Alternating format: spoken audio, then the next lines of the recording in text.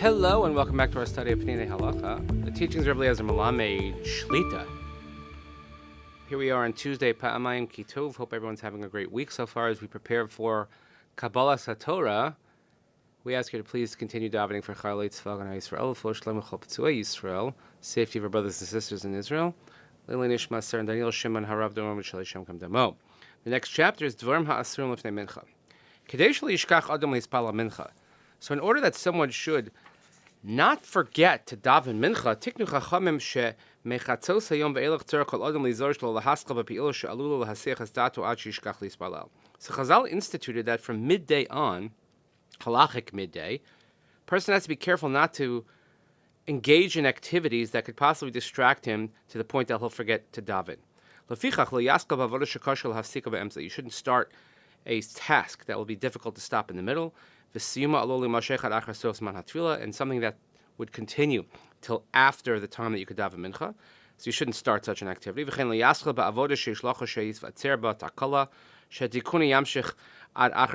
Also, a person shouldn't start a task that you're worried that perhaps maybe some sort of mishap can happen and you'll have to fix it, and therefore you would have to drag on till after davening. So, I don't know, taking on a car fixing project, let's say, and you're worried that you might get wrapped up in that, so you'll miss mincha.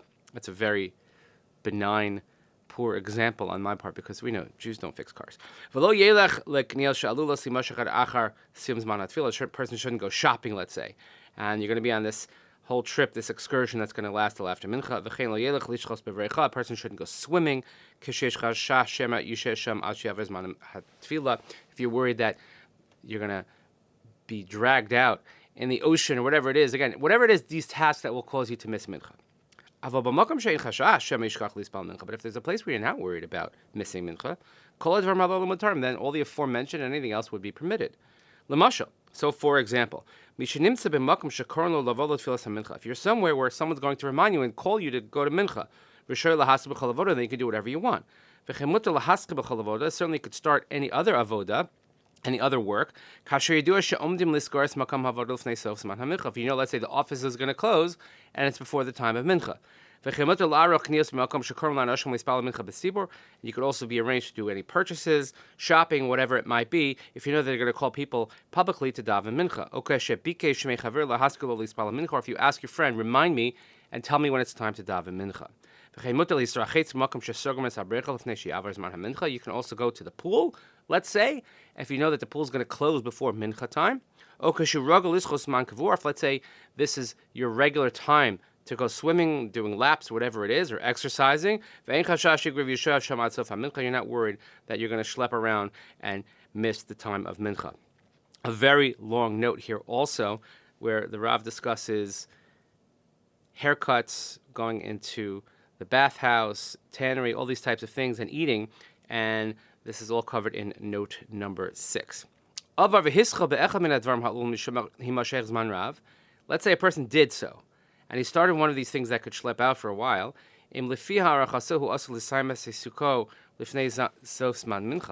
If, at his estimation, and he realized he's going to finish whatever it is before the time of davening mincha, since he already started his task, so we don't tell him he has to stop in the middle. And he could finish, and if he has time to daven, he could daven once he finishes. But if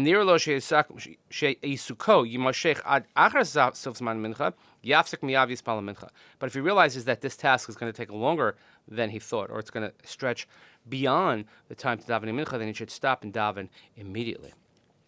Again, note number 7 here, more discussion about this, about what point should you stop and daven mincha.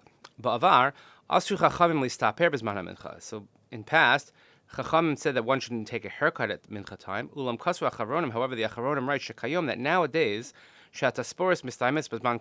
now getting a haircut is not a long affair. It takes only a few minutes. We're not worried that there's going to be some sort of mishap with the scissors or the shaver, whatever it might be. Because every barber has more than one pair of scissors, more than one buzzer, etc. So then once mincha time comes, certainly one is allowed to get a haircut. We're not worried that that is an activity that will prevent you from being able to daven Mincha on time. Well, everybody's on time here today. We thank you so much for joining us. Please continue davening for Chalei Tzvah Yisrael, for Shalom Chol Israel, the safety of our brothers and sisters in Israel. We learn each day, Nishmat, and Daniel Shimon, and Rabbi Mishal Damo. Thank you so much for joining us. We have a great day. We'll see you next time.